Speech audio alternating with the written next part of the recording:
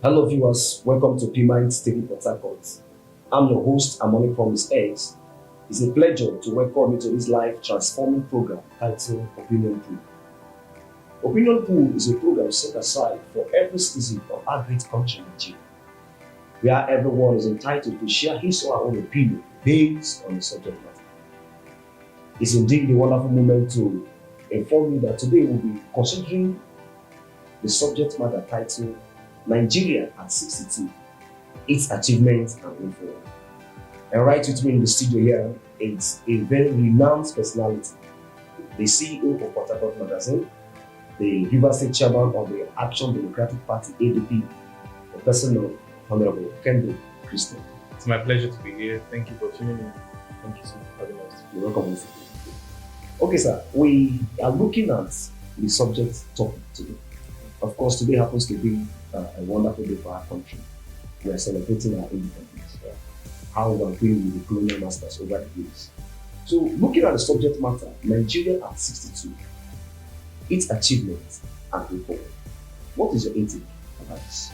Okay, yeah, I would like to smile because talking about achievement, I don't know how long or how good we've achieved, but it's an achievement to leave your parents and stand on your own as an independent person. So Nigeria, for achieving that alone is an achievement, and we stood the test of time for 62 good years. You know the peculiarities, you know the problems with our diversities, cultural, religion, and the rest of it. We've gone through the civil war. We are mature now. We're a mature country. So I think I would laud Nigeria for being able to scale through in this process. But for achievement, well, there's still a lot to achieve. There's still a whole lot to achieve. Thank you.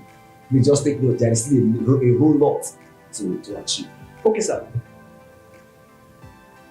Could you please tell us something you love most about Nigeria? What you actually love most about Nigeria? I love our ethnic and cultural diversity. Today I'm dressed in a Tiv attire with a Yoruba cap, but I'm a Rivers man. So if you come to Rivers State, where I'm from, specifically Okrika, if you see our cultural heritage, you'll be wow. If you go to the north, you go to Kano, Castina, you see their cultural heritage, you'll be wow. If you go to the east, wherever, so our cultural diversity is what I love in Europe. I love it a lot. Thank you. Okay, sir. Looking at from your explanation, you love the cultural diversity and all that is there. I'm looking at Nigeria at 62. We are still strong. What do you have to say about this? The challenges of working, economic concern, and everything. The only thing missing in Nigeria is leadership. Our leadership has not been good. We cannot shy away from it. Even those in charge are still telling you the same thing because we've not done well in terms of leadership. We have everything it takes to be a very great country. We have everything it takes to compete with the top of the world country, to be a developed country, not an underdeveloped country. That's what we are now. So what is missing in Nigeria is leadership. If we get our leaders right, and thank God for today's Independence Day, it ushers us into the next election, 2023 election, where we can now, for once, take the right decision for the very first time.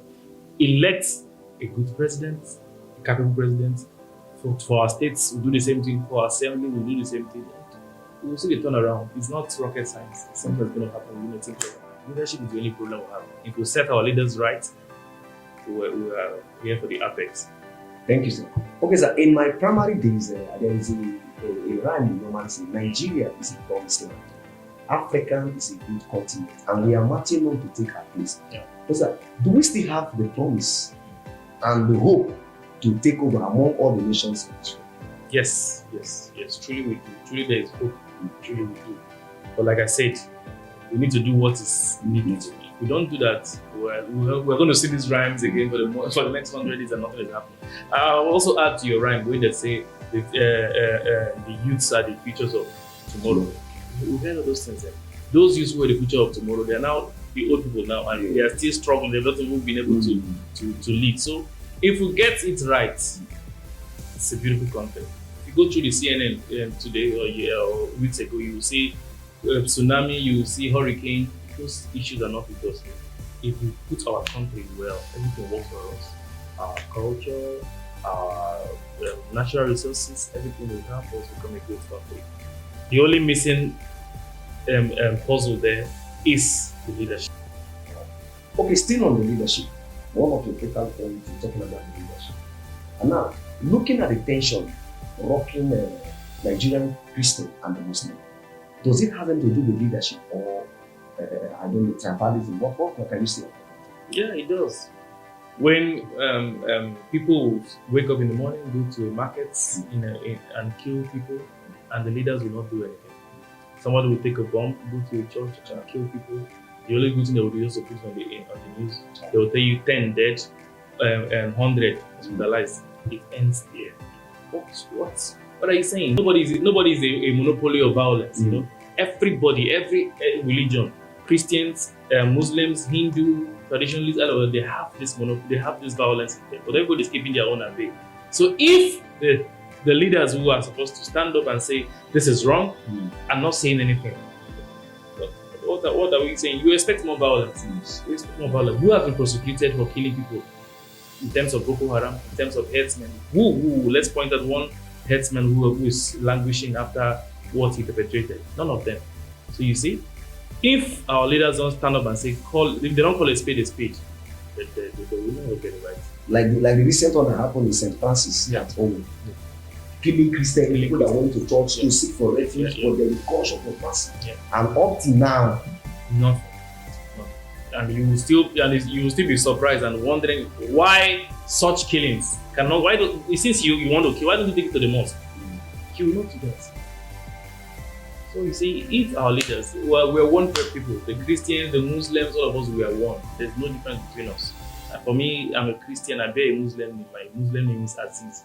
So you see, we are the same people. No matter how they try to make us look different, they cannot. We're the same people. But we need leaders who would call a spade a spade.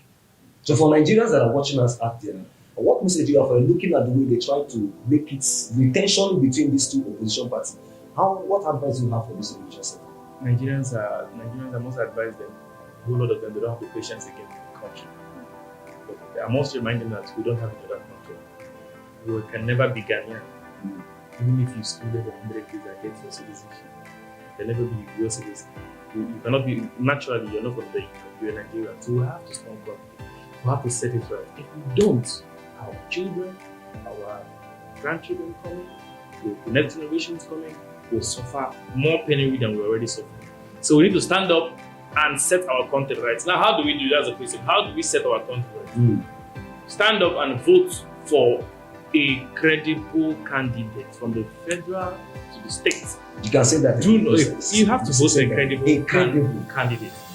Do not sell your vote for 1,000 naira and tomorrow you come and complain. Do not mortgage your tomorrow with small stipends you get today. Stand up for what is good. There's a general saying when someone is thief and you say, leave him, he's my own thief because he's from your side.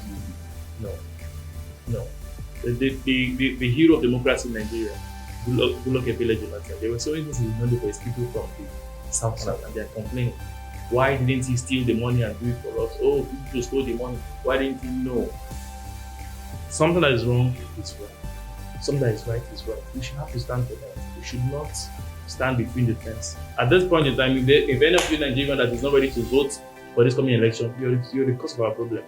Stand up, get your PVCs, come out on that day, vote for your choice. Vote for it. Be convinced. Do not be convinced by the 10 naira or the 5,000 naira, the cup of rice or the basin of a gari they give to you or the wrapper or the t-shirts. No, be convinced in your conscience that this person will let us have a good country. And truly we're going to have a great country. Thank you. Finally, sir, how best can you assess the education system? Even at 62, looking at the 62-year-old man or woman, and looking at the nature of our academic section in Nigeria. Presently, we are grappling with strike. Even at 62, and nothing. What can you say? These were basically supposed to be kindergarten problem. But if you can imagine a man of 62 years still crawling, some tribes will just kill the man and feed him to the gods and say, this one is evil spirit. So firstly, we must sympathize with our university students who are at home for 7 good months. 7 whole months. Today we are saying 7 whole months. We don't know if it's going to be worse, but we pray to get solutions soon. Our education system is not right. Firstly, a child will struggle to go to school. a child that want to go to school will struggle to gain admission first. After he gains admission, there is no adequate finance to who finance him in school. When he finally gets the finance, the lecturer will be there frustrating him. After that, a system call themselves ASUP, and so on and so forth. With their bargains with federal government, bargains they had where the students were not there, their closures, will come and use it and disrupt the students for 7 whole months. Do you know what it means in an academic year? In some advanced countries, 7 months is a full year. So you see the problem. These are kindergarten people who should have gone past by now. ASU should be questioned. Federal government should be questioned. Our students should not be at home. They don't have any business being at home at this point in time. They should go back to school and have the best of education. They should, because they deserve it. They are Nigerians. This is their country. It's appalling, but that's the situation we find ourselves. Wonderful student out there watching us right now. It's gotten a wonderful info on what to do. And looking at this now, because of this strike now, do you have advice for the student out there? Did they need to wait for the strike? Go get a skill. Okay. Go get a skill. When I came into your studio right now, I saw Nigerian students. Most of them are your IT students. I saw people working for you. I saw a whole lot of them. They've gained skills and it's taken them forward. So you cannot be at home and lie down on your bed and say, strikes. Someone who wants to learn catering for 7 months now is a master chef. Someone who wants to learn photography for 7 months is a master photographer. So please take advantage. There's light after the tunnel. Take advantage, get a skill, start a business, become an entrepreneur. When the school starts, you go back, you will have teachings, and you find out it's an addition. You're not going to beg for handouts again this time, because you now have a skill and you now have something there. So please take advantage. Okay, thank you very much. But before we leave, just a general advice for Nigerians who celebrate independence today at 62. I need to congratulate you, Nigerians. Congratulations, happy Independence Day. Keep smiling, keep being who you are. Nigerians are very happy people. There are a lot of people who keep that positive energy going. We're going to make it. We're going to come out stronger in all this. Very soon, all our problems will be a thing of the past. Thank you, Nigerians. People watching PMI TV. The depression is too much. Have fun with PMI TV. Always become a good Nigerian. Oh, thank you, everyone. I want to thank you for staying to the end of this program. And also very special to thank our wonderful guest. Thank you for having us. At the person of Honorable Kendrick, like I said, he's the CEO of Port Harcourt Magazine, and he's one of the most trending magazines in Port Harcourt City and beyond. By God's mercy, he's also doubled as the Action Democratic Party Chairman, Rivers State Chapter. It's a pleasure meeting once again. Thank you. Thanks for your availability and for honoring this wonderful invitation.